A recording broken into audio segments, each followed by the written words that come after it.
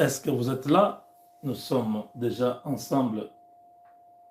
On fait le test pour savoir si le son est bon.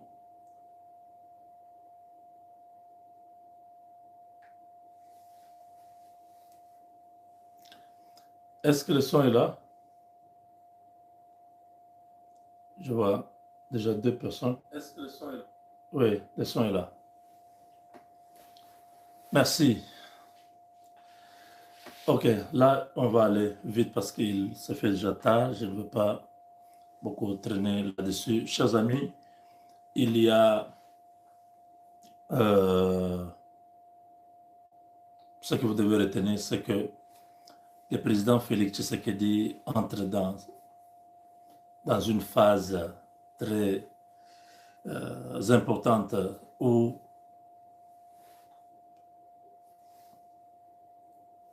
d'une part la RDC a signé un partenariat stratégique avec les Américains et ces Américains vont assurer la sécurité de la RDC. Cette sécurité n'est pas au niveau de venir avec l'air militaire sur notre territoire, mais de s'assurer que le pays est en sécurité. Ils vont former les militaires congolais, ils vont équiper nos soldats, ils vont beaucoup euh, investir dans le domaine de la défense et de la sécurité.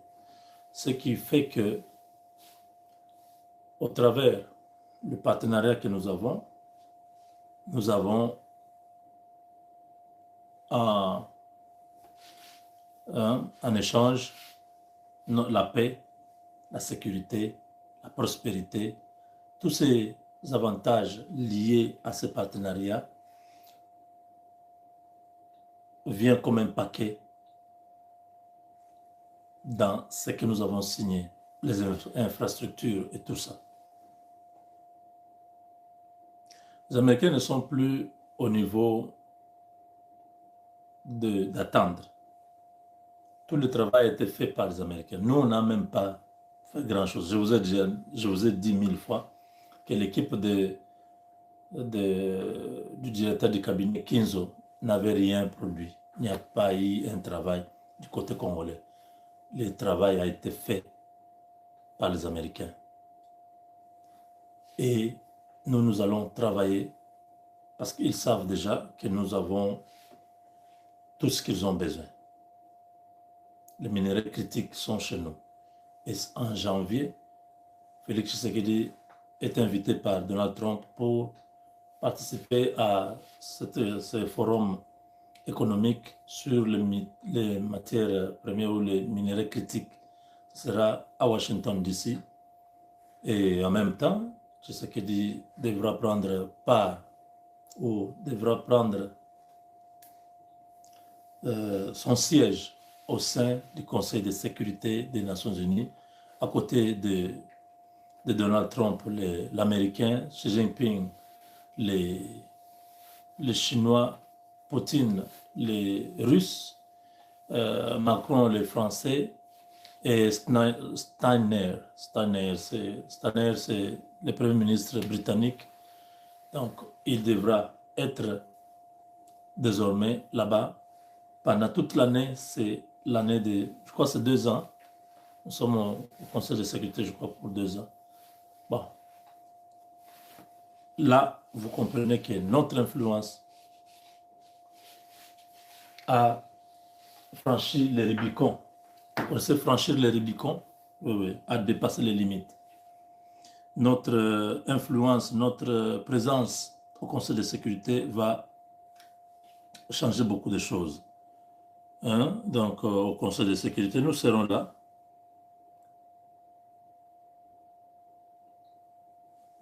C'est là que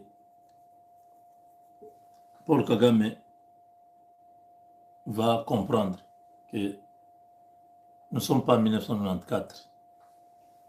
Sa tête sera mise à prix. L'homme va déchanter. Il y a, au-delà de ça, une résolution, le Qatar et les États-Unis ont approuvé le plan militaire offensif de David Gressly, le nouveau patron de la MONUSCO, pour mettre définitivement fin à la présence du Rwanda dans notre pays. Le Conseil de sécurité a signé une nouvelle résolution. La résolution, c'est 2808. Cela veut dire qu'il y a une préparation en amont d'une expédition militaire punitive de grande envergure contre, d'une part, les M23 et d'autres, les militaires rwandais qui sont sur notre territoire. L'État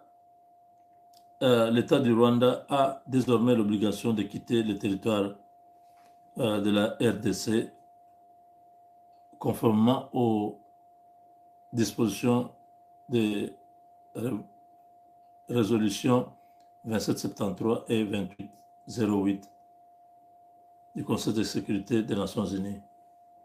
La RDC vient de mettre fin au processus de Doha et pour cause, la nouvelle résolution du Conseil de sécurité des Nations Unies qui vient renforcer l'application de la résolution 2773 qui met définitivement fin au processus de Doha. Donc Doha n'existe plus. Cette résolution du Conseil de sécurité marque un tournant clair et décisif dans la gestion du conflit d'agression des provinces de l'Est de la RDC par le Rwanda de Paul Kagame.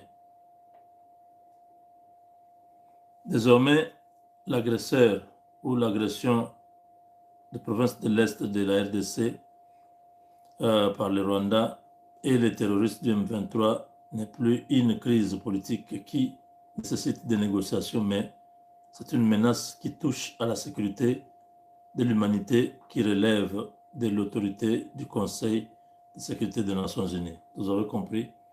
Ce dossier, ce n'est plus, oh non, c'est un conflit entre les Congolais, non. Les Américains ne jouent pas ce jeu-là. Ils savent que c'est le Rwanda qui est là et ils ont pris des décisions conséquentes. Dans la résolution 2808 du Conseil de sécurité des Nations Unies vient d'abroger toutes les bases légales et politiques des accords de Doha, Qatar et Washington, États-Unis. Désormais, la RDC n'est plus sommée à négocier avec l'M23, mais elle est fondée à agir contre ces criminels comme un État agressé qui défend sa souveraineté nationale. Le mandat de la MONUSCO a été renforcé pour faire appliquer par la force à travers les résolutions 2808 du Conseil de sécurité des Nations Unies. Donc, quand vous voyez ce qui se passe ici, c'est que Félix Tshisekedi va aux États-Unis, non seulement pour cette conférence ou ces sommets avec Trump, mais aussi nous sommes au Conseil de sécurité. Maintenant, nous avons été élus. Nous allons commencer en 2026 ici. Et là, il y a le problème du M23.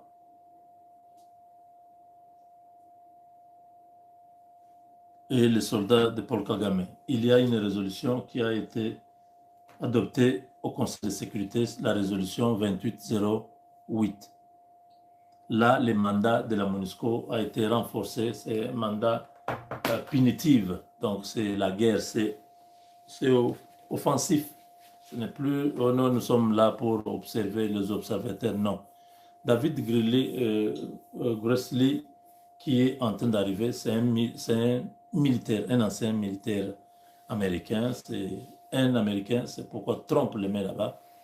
Parce que avant, c'était Bintou Keïta qui était une dame que la France avait placée chez nous au Congo pour nous empêcher de nous défendre. Bintou Keïta est de la Guinée-Conakry. Et elle était là au nom de la France. C'est la France qui avait envoyé cette dame. C'est pourquoi elle n'était pas avec nous. Elle était avec son langage, tout ça, c'était la France. Aujourd'hui, Donald Trump a compris qu'il y a un dysfonctionnement au sein de l'ONU. Il a maintenant mis son gars, David Grassley ici, c'est le gars de Trump. C'est pour traquer tous ces gens qui sont en train de semer la désolation et la peur. Oui, David Grassley a 12 000 hommes. 12 000 hommes avec une unité d'intervention rapide. Attendez, est-ce que je peux encore retrouver ça? Oui.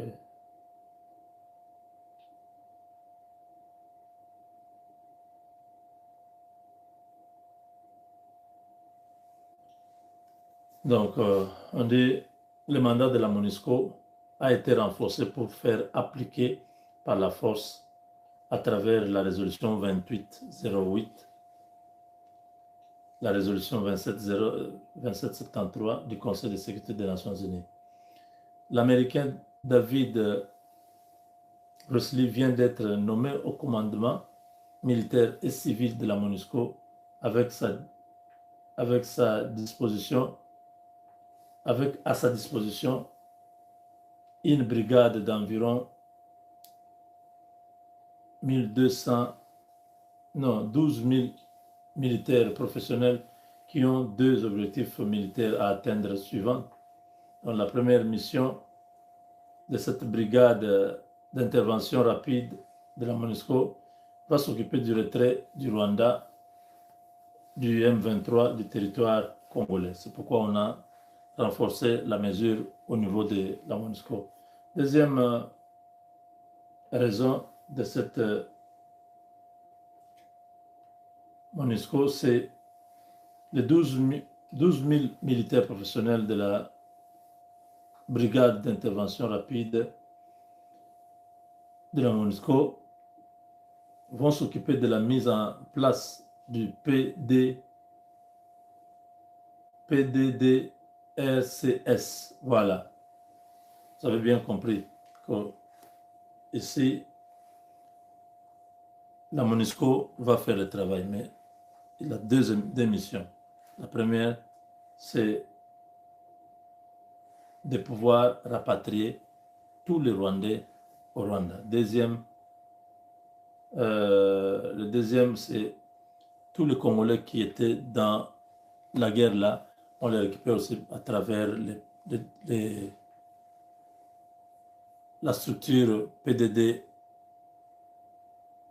RCS. Voilà. Si vous avez ça, vous avez compris. Le M23 est en danger. Les satellites sont dans la zone.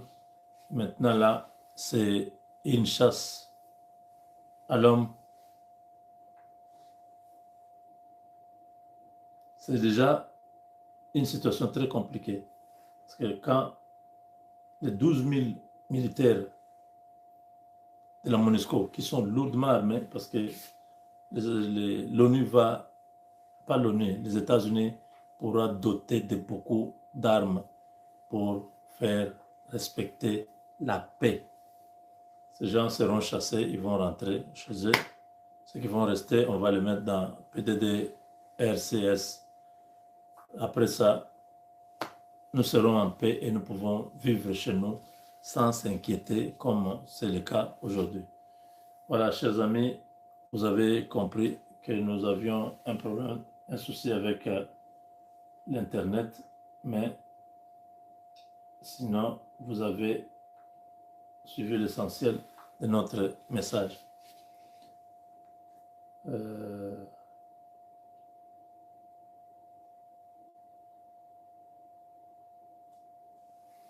Merci encore, chers amis. Merci à vous tous. On se retrouve très bientôt. Avec Dieu, nous vaincrons.